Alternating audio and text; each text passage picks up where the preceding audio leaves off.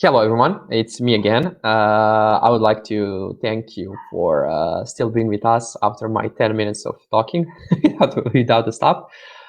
Soon we are going to start with our first speaker. I would just like to address one additional thing. I would like to thank you personally to our partners.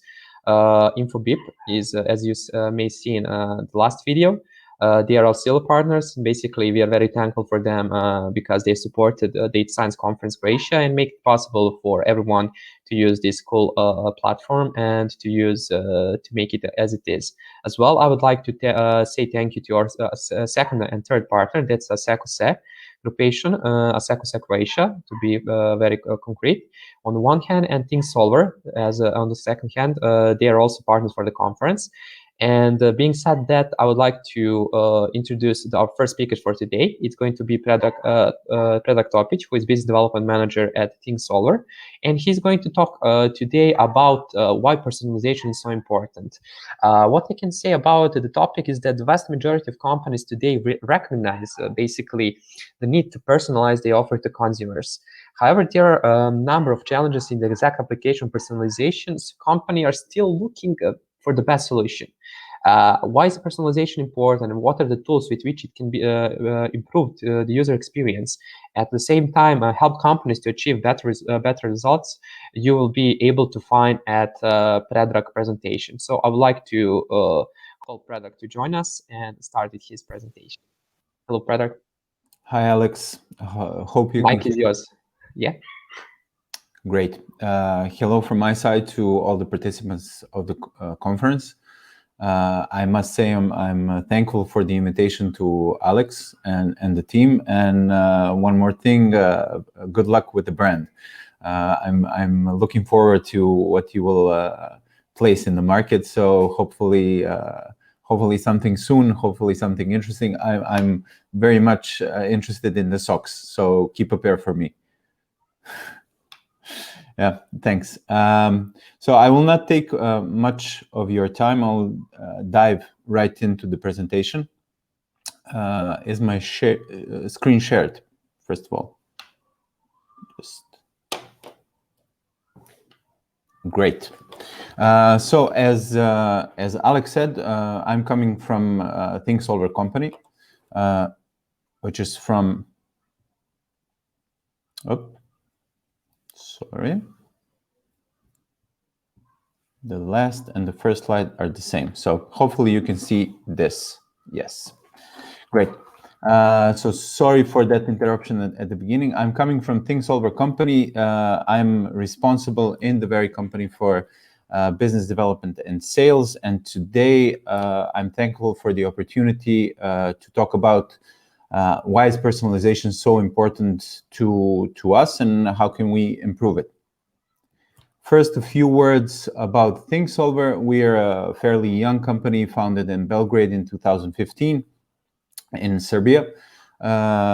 Two co-founders, Miloš Milovanovic and Darko Marjanovic, founded the company. Now we're 30 plus employees. And from 2021, from January this year, we are a member of the ASECO SE group. What we do is that we try to bring value to the business by offering and creating the best products that are data-driven and AI-driven. And our main industries of focus are retail/e-commerce, banking and finance, and telco. We also have clients from different industries as well, but these three are our main focus.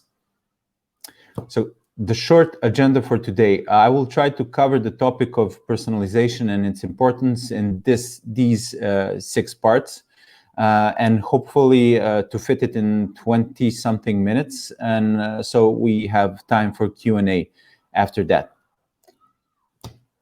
I like to start covering of each topic with its definition. So also with personalization, I would like to start with the definition of personalization.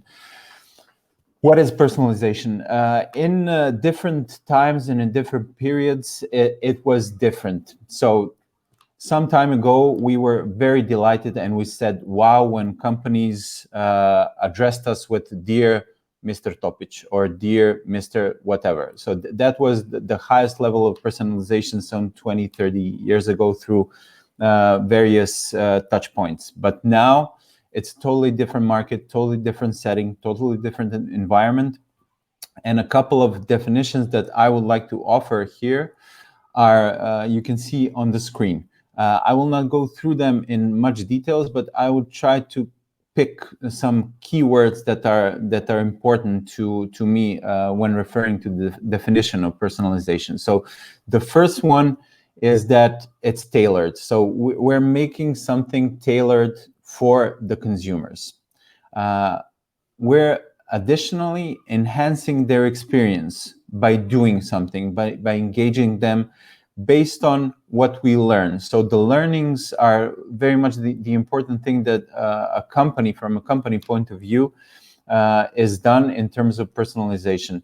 The learnings that we have about our consumers and how we're using them to enhance their experience are, in essence, the personalization today. An analogy that I like to make is that when we're planning for a gift for a friend of ours, we're not taking the most recommended book in a bookstore, but we're taking into account all we know about our friend and creating and planning and giving them a gift based on all the information that we have. So that's what companies need to do when addressing their consumers. Take all of the information that they have and try to put it in a relevant experience. Another thing that I would like to mention here is that we shouldn't confuse personalization with customization. Personalization requires no effort from the consumer, from the customer, while customization does. One example here is the Medium platform. When a person applies and subscribes to the Medium platform, they pick topics which are of their highest interest. So that's customization, that's effort from the part of the consumer. But where personalization kicks in is that after that, Medium, based on the reading history, based on the frequency of visits to the website and the app, etc., suggests the topic for their members. So that's personalization. And now I will start with why is personalization important. And the thing that I like to do most is to talk through numbers. So I will show a couple of numbers from different studies which show basically the same thing. Before the numbers, what is an overflowing trend and an overflowing feeling from the consumers today and from customers? They expect personalization. They see it from the biggest and the strongest companies, and they expect it even from the smallest ones. So it's an overarching, overflowing expectations of each and every customer. And now for the numbers. Different studies give different numbers, but they're all speaking about the same thing. Accenture conducted a study in a few European countries, which stated that between 78 and 95%, depending on the country, of consumers want the companies to understand the real them. So that's the expectation from the consumer side. Again, Accenture said that 91% of those consumers that want to be understood are more likely to shop with brands and companies who recognize them, who give them relevant offers and recommendations. So that, again, that's a very high number. Redpoint, which is a leading global company dealing with customer data platform and customer engagement technologies, commissioned a poll from Harris Company, which stated that 63% of consumers expect personalization as a standard of service. So that's a number which is confirming the statement from the beginning of this part. What's more important, 43% of consumers state that this standard service is basically an expectation from the consumers that a brand needs to know that they're the same customer across all touch points. So they do not want to read a newsletter stating, "Oh, dear Mr. Predrag, here is our offer, and then I come to the store and they offer me the same thing, or I go on in their application and they offer me the same thing. It's something that needs to be done by the companies to recognize that it's me across all touch points. And what's again important in terms of personalization is that one study stated that 44% of consumers are more likely to become repeat buyers after they had a personalized shopping experience. So that's something that's taking over, especially in terms of COVID and the changing of consumer behavior after that. Retention is something that's of the highest focus for the companies that than conversion or acquisition. So this speaks about the importance of personalization in terms of retention of the consumers. And from a business point of view, one study that Boston Consulting Group did together with Google said that on average, for the companies that were in the panel of their study, 0.7% of total revenue is invested in personalization. But those best-in-class companies invested 30% of their total revenue in personalization. So the companies need to be bold and need to be brave and invest in personalization, because that will have effects on their top lines. So how do we do personalization? What are the key concepts? I mentioned briefly that customers want to be recognized as the same customer on all touch points. And what's important for that is that a company needs to have a single source of truth. It needs to have all data about their customers in one place. Because if the companies don't have that put in place, then it creates a feeling of it creates a generic feeling, which in turn creates frustration with the consumers because they're not recognized as them across all touch points.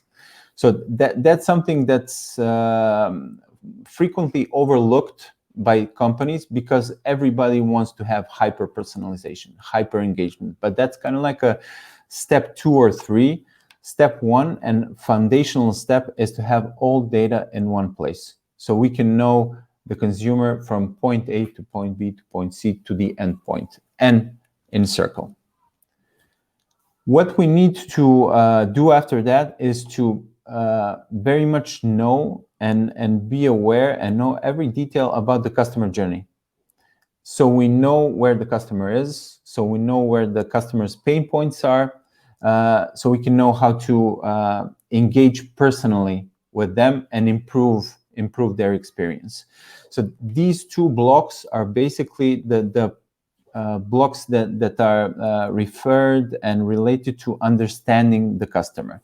What is built on top of that is the real, let's say, engagement in terms of personalization. So we have these 3 blocks, which are the tailored offer, integrated communications and shopping, and the engagement outside the transaction. So what we need to do fully here is to cover all these aspects in a holistic approach. And that's what we're trying to do as well in ThinkSolver, to start with the foundational parts and to move and create products that engage with the customer and understand the customer as well.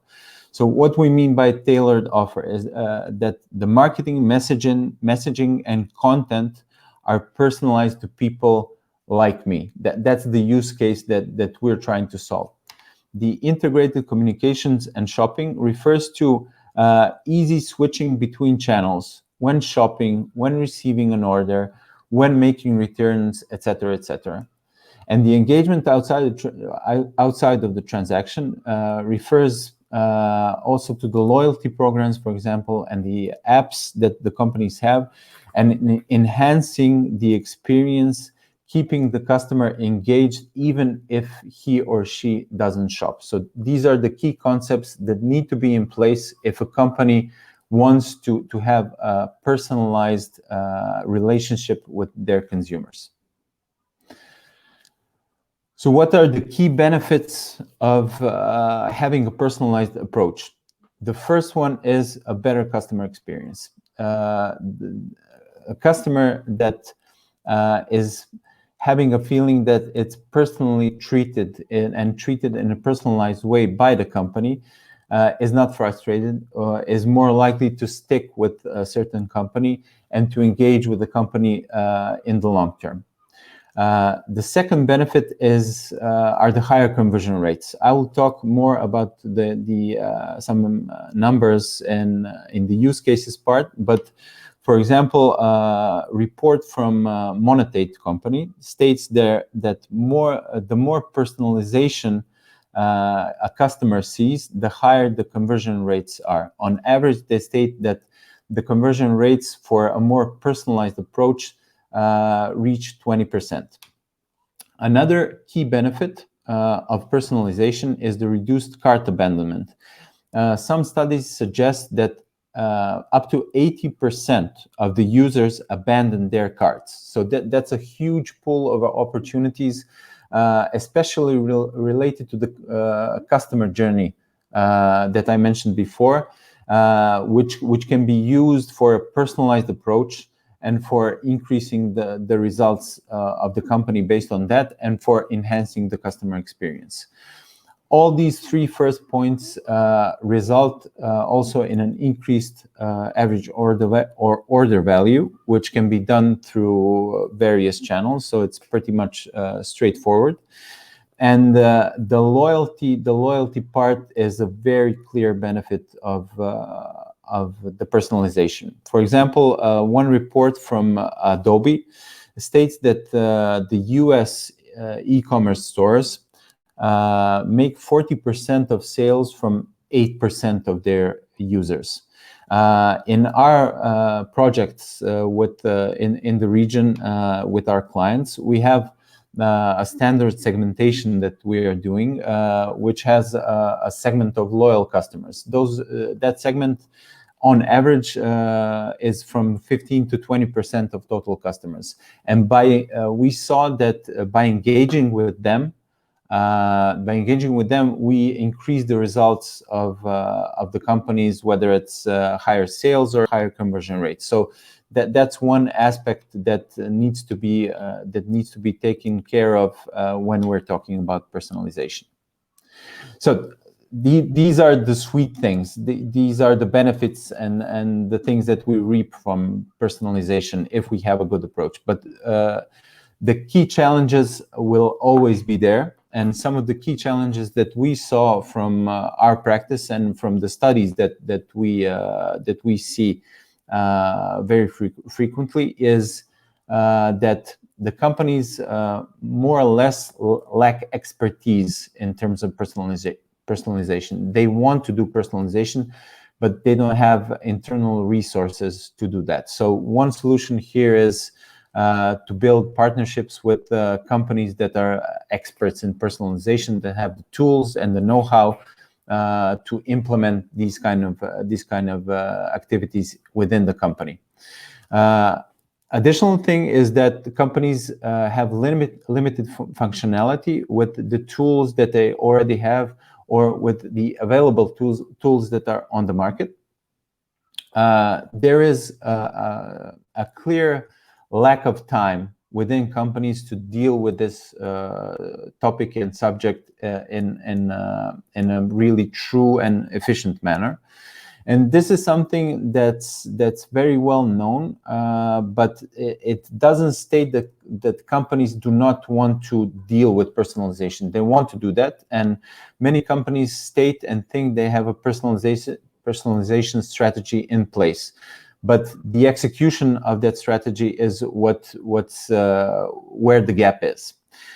Another challenge is the lack of integration between different personalization tools that companies have. So the things that big legacy marketing technologies stated in the previous years are that they would provide real-time personalization for their clients, but that certainly wasn't the case. And now all the tools that are in the market need to be open and need to be integrated between themselves. So what's the issue here is that, for example, more than 60% in the Harris poll that I mentioned in the beginning, more than 60% of marketers and companies that have less than 9 customer engagement tools stated that it's very difficult to have a seamless customer experience. With the increase of number of tools,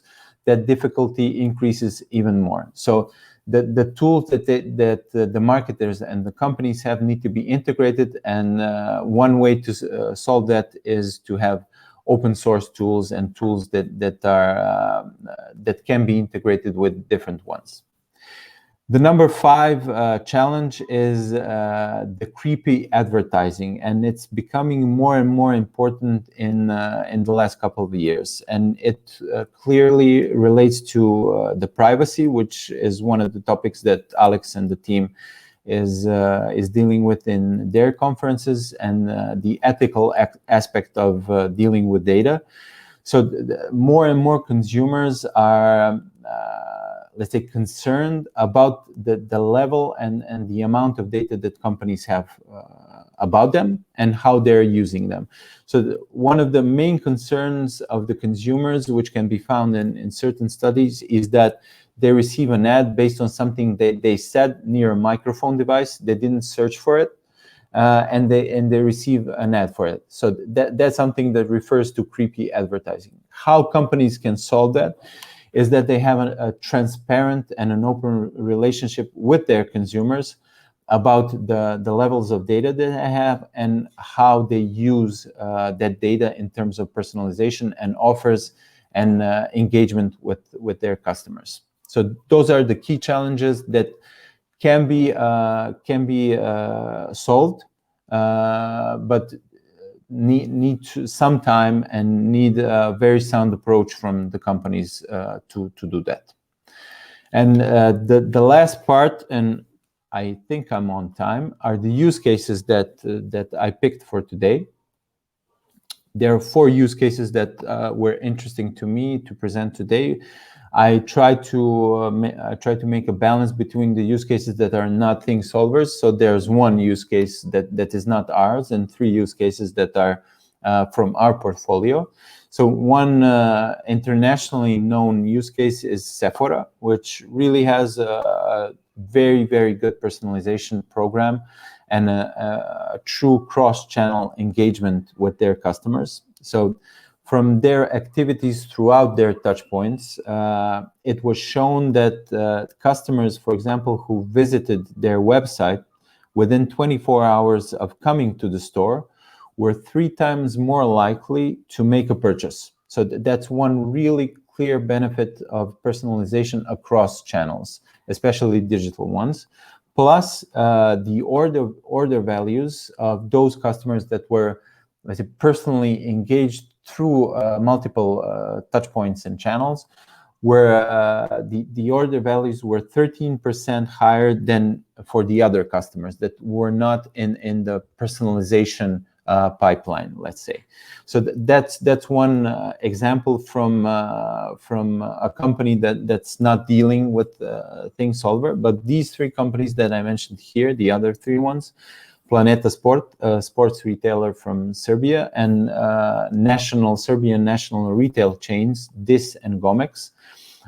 We're working with them for a couple of years now, and working with them on personalization, and all of them are very aware of the importance and the benefits of personalization and are very advanced in those terms. So just short on 3 use cases that we had with these companies.